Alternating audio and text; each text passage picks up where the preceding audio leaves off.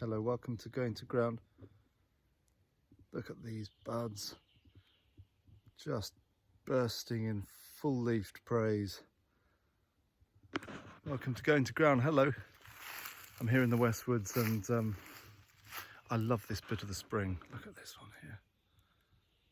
Everything's just breaking open. It's a moment, it's that time of release in the forest. Some branches precociously ahead of the others, racing forward into the sunlight, everything pushing outwards. And just as we thought, well, we knew would be the case. I was here a couple of weeks ago. I'm on the top of the Long Barrow by the Wansdyke.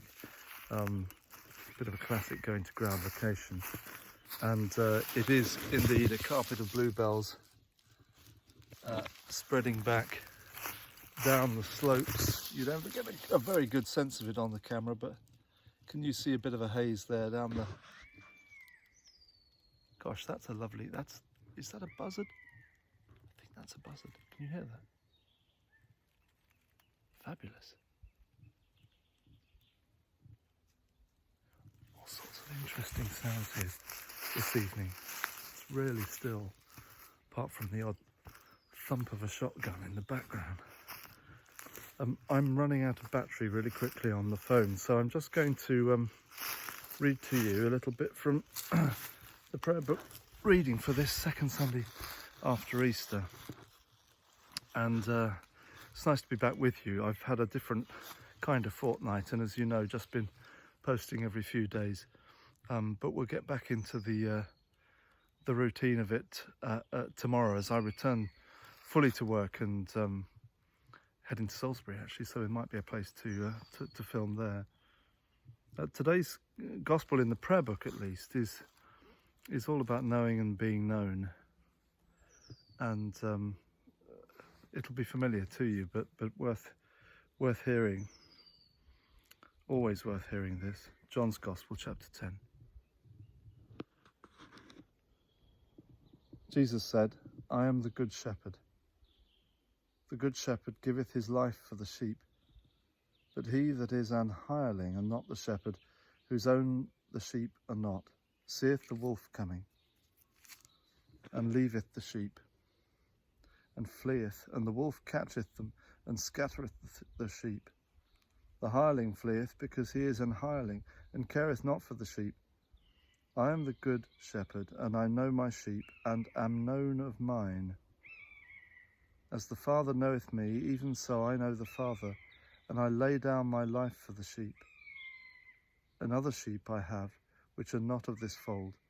Them also I must bring, and they shall hear my voice, and there shall be one fold and one shepherd."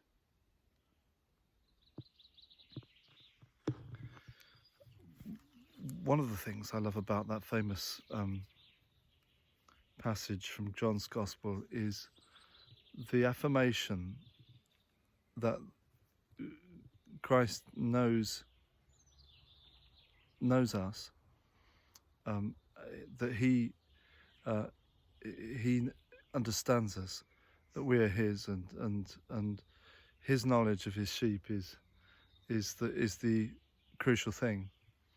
He is known by us, he says. "I am known by mine" in the King James. And I'm known of mine, sorry. But there is, the important thing is that he knows us. And our knowledge of God, of Christ, of many things is patchy and intermittent. But the knowledge described here is a deep and personal one, and not dependent on us. And it's lovely as you go through the countryside in the spring and learn again the different voices of what you're hearing and the names of what you're seeing. By the way, thanks for the correction. It wasn't hawthorn a couple of days ago. It was blackthorn. As soon as I said hawthorn, I thought, is it hawthorn? Thank you for letting me know it was blackthorn blossom. And you can perhaps let me know about that beautiful hawk cry in the background. But there's a lovely, I love that coming to know the voices of creation and the names of creation.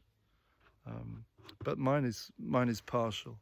Ours is partial. We know in part, St. Paul writes. But we will know even as we are fully known. And it's the being known that is the undergirding thing that's not dependent on us, but on the Good Shepherd's careful, loving, understanding knowledge of his flock. Look forward to speaking to you again this week. God bless you as you go to ground.